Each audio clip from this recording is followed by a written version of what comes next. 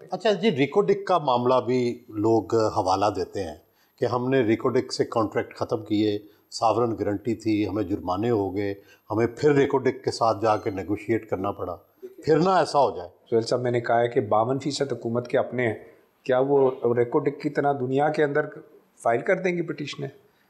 क्या 28% हमारे पास private sector हमारे अपने हैं, सामने आ जाए? अगर वो क्लीन है तो मैं तो कह ही नहीं रहा कि अगर क्लीन है तो किसी को कुछ कहें। अगली चीज़ 20% है हमारे इंटरनेशनल इन्वेस्टर्स, उनके पीछे भी मैं कह रहा हूँ उनको देख लें, नज़र मार लें, वो आखिर में आ जाएं।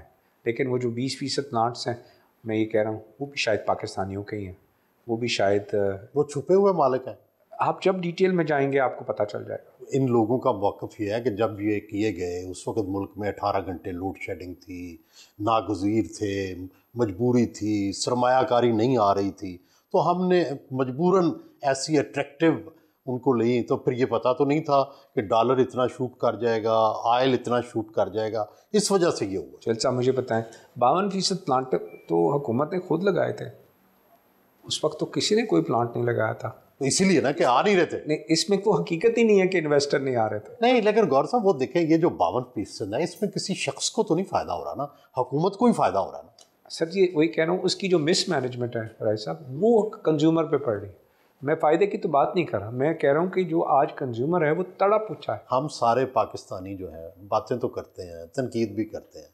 अगर फ़र्ज़ करे हुकूमत यह कहे कि गौर एजाज साहब आप आए ना आगे, हम आपको इस एनर्जी का क्राइसिस जो है इसको हैंडल करने के लिए कहते हैं, तो आप ये ज़िम्मेदारी लेंगे? मेरे हिसाब से हुकूमत सिर्फ पहले एक्सेप्ट कर ले कि हमने इस मसले को हल करना, पहला स्टेप है। बहुत लोग आएंगे, मोहम्मद अली साहब ने पिछली बार भी ये 2018-19 में, क्योंकि मैंने ये पॉइंट उठाया है, मैं ख़ुद करूँगा तो लोग कहेंगे कि जनाब गौर साहब का प्री कंसीव्ड है, मैं मदद देने को तैयार हूँ, ठीक है।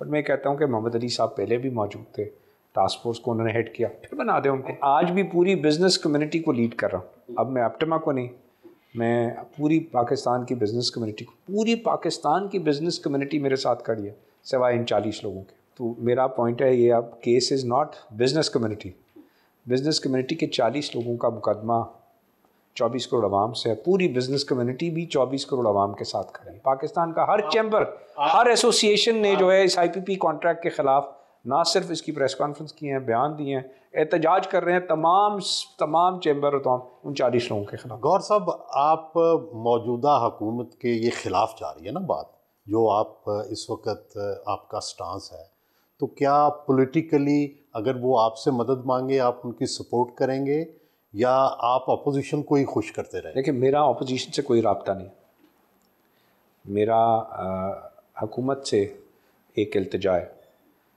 कि हुकूमत का काम होता है कि वो इलेक्ट होके आएँ तो उसके बाद आवाम की फलाह की पॉलिसी बनाएं। मैं तो इकनॉमिक पॉलिसी थिंक टैंक ने ये एक पॉइंट उठा के हुकूमत को दिया है जिसको आवाम ने ओन कर लिया। मैंने तो पॉइंट उठाया था, एक ट्वीट की थी कि आप ये जो रेट डाल रहे हैं ये आवाम डेस्परेट है, ऐसा ना हो कि आवाम बहुत ज़्यादा इस पर नाराज़ हो जाए, ठीक। तो इनके फेवर में है, इसको ओन करना चाहिए। आज के दिन सबसे पहले मैं समझता हूँ कि प्राइम मिनिस्टर को या हमारे जितने मिनिस्टर्स हैं उसको ओन करें, ये मसला है और हम इस मसले को हल करते हैं।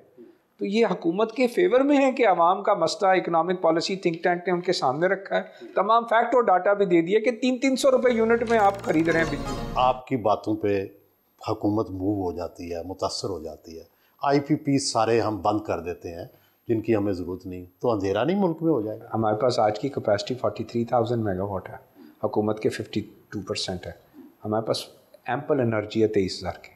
ये कारखाने उठ के कहीं सूट के इसमें लग के कहीं नहीं चले जाने, ना ये विंड के, ना ये कोल के, ना ये गैस के, कहीं नहीं चले जाने।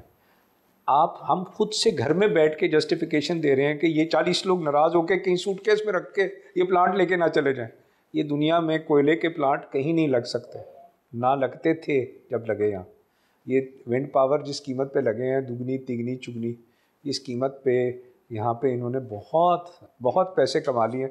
आप इनकी सो टेबल पे बिठाएं तो सही। तो मैं कह रहा हूँ पहले घर से डरी जा रहे हैं 40 लोगों से, 24 करोड़। पहले हुआ ना, जनरल फैज साहब ने भी इनसे मीटिंग्स की इमरान खान के दौर में, और जिसमें फिर डॉलर की एक फिक्सेशन पे आए, कुछ तय हुआ, तो उसके बाद मुक़्तदरा ने भी और गवर्नमेंट ने भी हाथ खड़े कर दिए कि इससे इससे ज़्यादा हम इन्हें दबा नहीं सकते, तो आप कैसे दबेंगे वो? आज फैसला है अवाम की जो है वो फलाह का या इन 40 लोगों का फैसला हुकूमत ने खुद करना है। अच्छा जी, इन IPPs में आपके दोस्त कितने हैं और दुश्मन कितने हैं?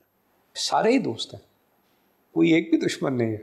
तो वो जितने दोस्त हैं वो सब यही नाराज़ हो रहे हैं कि आप क्यों ही इस मामले को उठा रहे हैं और आप जो है वो हमें जो है वो आपको हमारे इस कारोबार से क्या एतराज़ है। तो मैं उनको ये कह रहा हूँ कि ये अब कौम जो है ना उसकी बस हो गई है, और उनको भी, मैं दोस्तों को भी अपने कह रहा हूँ कि टेबल पे बैठ के इस मामले को हल निकालें। और तैयार हैं हल करने के लिए? मेरे ख्याल में बहुत सारे लोग इसमें से 40 में से जो है वो बैठने को, कुछ सारा आदमी को, क्योंकि आवाम में 40 लोगों का नाम अभी नहीं आया, मैंने किसी का नाम नहीं दिया, मैंने किसी की पगड़ी नहीं उछाली।